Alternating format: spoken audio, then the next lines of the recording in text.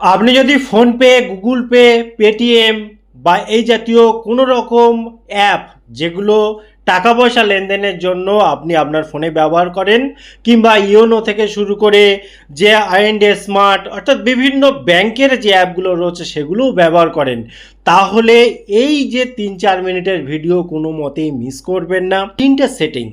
তিনটে বিষয় রয়েছে যেগুলো অবশ্যই আপনার দেখা উচিত। যদি ভুলভাল থাকে সেগুলো অবশ্যই চেঞ্জ করা উচিত। সঠিক সেটিং না করলে বা এমন কোনো পারমিশন একটা পয়েন্টে রয়েছে সেগুলো দিয়ে রাখলে অনেকটা ক্ষতি হয়ে যেতে পারে। তো চলুন পরপর দেখে নিই। আপনি যে কাজটা করবেন, আপনি আপনার ফোনের যে মেন সেটিং, সেই মেন সেটিংয়ের এখানে আসবেন।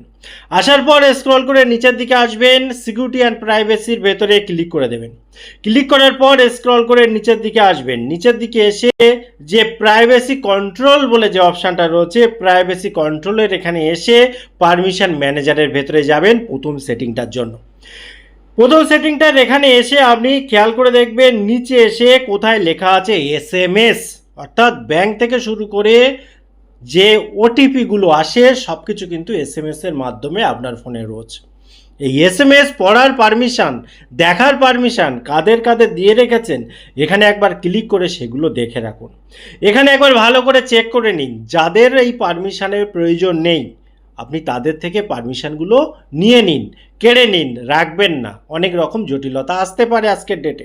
আপনার গুগল পে বা এই জাতীয় বিভিন্ন জায়গায় দরকার হতে পারে, কিন্তু যদি কোনো টর্চ লাইট অ্যাপ থাকে, যদি কোনো এমন ফ্ল্যাশ লাইট অ্যাপ থাকে, যদি কোনো গেমিং অ্যাপ থাকে, যাদের এই এসএমএস এর প্রয়োজন নেই সেগুলোকে রাখবেন না। আমি নর্মালি রাখি না বলেই এখানে দেখছেন যে কিছু নেই, তেমনভাবে কিছু নেই। যদি কোনোটা আপনার থেকে থাকে আপনি কিভাবে কি করবেন দেখে নিন। আপনি জাস্ট এখানে ক্লিক করবেন। আমি একটা উদাহরণ হিসেবে দিলাম, ডন্ট অ্যালাউ করে দেবেন। ডন্ট অ্যালাউ করে দিয়ে এখান থেকে আপনি বাইরে চলে আসুন এবং সেকেন্ড সেটিংটা দেখবে এবার।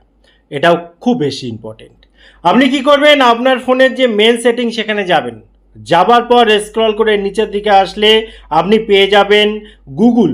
এই গুগলের ভেতরে যখন আপনি যাবেন, এখানে অল সার্ভিসের ভেতরে যাবেন। যাওয়ার পর স্ক্রল করে নিচের দিকে আসবেন। এখানে এসে একটা অপশান আপনি পাবেন যে ভেরিফিকেশান কোড বাই এসএমএস। ভালোভাবে বুঝবেন, ভেরিফিকেশান কোড বাই এসএমএস। বুঝতে পারছেন কতটা ইম্পর্টেন্ট পার্ট। এর ভেতরে আপনি যখন যাবেন দুটো অপশান দেখতে পাবেন এবং বাই ডিফল্ট এই দুটো অন থাকে, আমি কিন্তু অফ করে রেখেছিলাম। তো আপনিও এই যে autofill code in apps and site এটা অফ করে দেবেন। Autofill code in your default browser এটা অফ করে দেবেন। এটা অফ রাখাটা ভালো, কারণ আপনার অটোমেটিক কিছু হোক এটা ঠিক নয়। ঠিক আছে, এরপরে আপনি বাইরে চলে আসুন। আবার বাইরে চলে এসে আপনি কি করবেন, ফোনে যে মেন সেটিং এখানে আসবেন।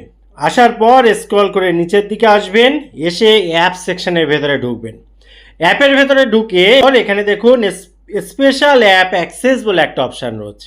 এই স্পেশাল অ্যাপ অ্যাক্সেসের ভেতরে যখন আপনি যাবেন, যাবার পর একটা খুব ভাইটাল যে নোটিফিকেশান, আপনি ভাবছেন বিষয়টা খুব সহজ সরল নর্মাল, তা কিন্তু নয়।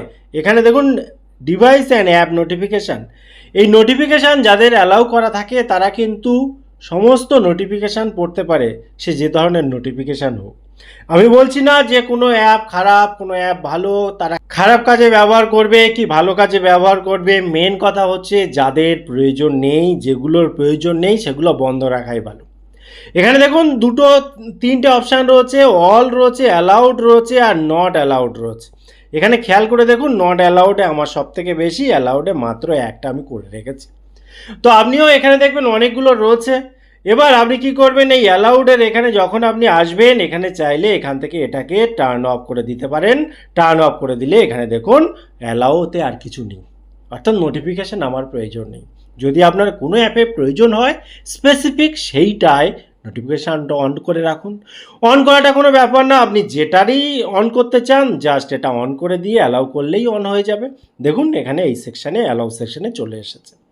তো এই তিনটে মূল সেটিং, তিনটে মূল বিষয় যেটা প্রত্যেকের জানা উচিত, বিশেষ করে যদি আপনি ব্যাংকিং সাইট বা টাকা পয়সা লেনদেনের অ্যাপ হিসাবে কোনো অ্যাপ আপনার ফোনে থাকে। কোন পয়েন্টটা আপনার ভালো লেগেছে, টোটাল ইনফরমেশান কেমন লাগলো অবশ্যই কমেন্ট করতে ভুলবেন না। ও দেখা হয় পরবর্তী ভিডিওতে। ততক্ষণ ভালো থাকুন, সুস্থ থাকুন, বাই বাই।